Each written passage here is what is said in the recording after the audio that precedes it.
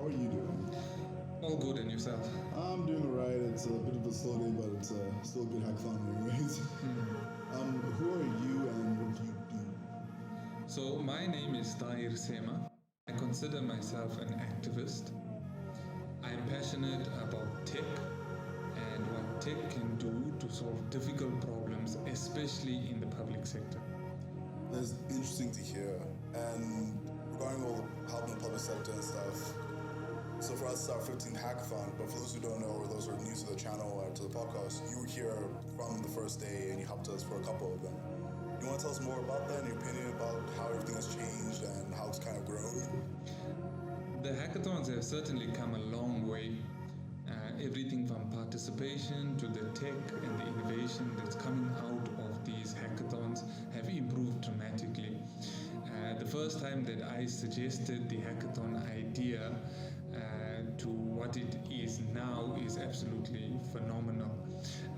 I first interacted with hackathons in the US when I was in the city of Chicago, and the Chicago municipality was faced with a problem due to heavy snowfall in the city. And whenever the heavy snowfall came around, people were stuck indoors. They couldn't reverse their cars, they couldn't go onto the public roads because the snow had become so thick. And so they would rely on the municipality and have to wait for hours for the municipality to send snowplow trucks to clear the roads before they could actually leave their houses. And so the first hackathon that I attended looked at solving that problem, and they solved that problem by putting GPS devices on the snowplow trucks, and everyone in the city of Chicago could now log on to the city's website and see exactly where the snowplow truck is. And so they didn't have to stress or phone the municipality to say, when are you clearing the road so that I can leave to go to work? They logged onto the municipality's website and they saw, look, the nearest snowplow truck from me is 2 streets away, and they could follow it in real time. Right up until it cleared the road where their house is, and then left and started clearing roads adjacent to them. And that solved a very difficult problem by simply putting GPS trackers and making the information public for all residents in the city of Chicago to know exactly when snowplow trucks are going to clear snow in their vicinity. And the ideas came about from young people who applied their minds and used tech to solve a problem. And the only way that partnership worked and they were able to resolve these challenges was when the municipality said, look, here's our data, here's our problem, come and help us to resolve this problem. And it was at that time when I came back to South Africa after that trip to Chicago that I said to myself, why aren't we doing the same? Why aren't we opening up and giving our problems to be solved by people who are working and developing tech to better the world that we live in? So that was my first interaction with the hackathon. From then until now, to see what the hackathon has become is absolutely phenomenal. And this is why I think the private sector must continue to play its role in solving difficult problems, particularly for the public sector. What you guys have achieved here would have taken decades to have achieved in the public sector. And so there's a lot of young people out there with a lot of energy.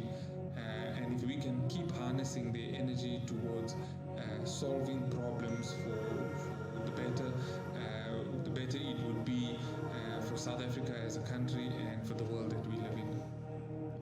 Tahir, thanks. That was really nice to hear. Glad you actually see, you're actually happy how everything's come along. And I didn't know the whole Chicago thing. I just knew you went to US or hackathon. Didn't know that was the whole thing. But thanks for coming on. And if you want to come on again, you can call us anytime or come on anytime. Thanks. Forward to the innovation that's coming out of EPF. In fact, every time I come to these hackathons, I learn a whole lot. And so I hope you can find a way of making these hackathons accessible to more and more people. And there's so many hungry minds out there that might not have the skill to participate in the level of your hackathon, but would benefit from what is going on here. So from a tech point of view, I'm going to leave you with one challenge. And the challenge is to make this hackathons accessible to more and more people, to make these hackathons accessible to the youth in the townships, to make the hackathon available to those who are fighting poverty, unemployment, and inequality, to inspire them to take action and to do something to create a better world.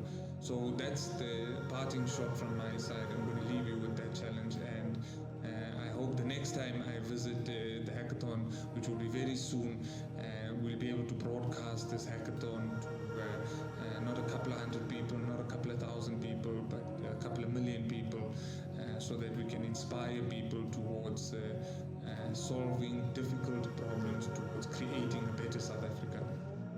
I definitely think we're going to do that next time, but thanks so much for coming on. Thank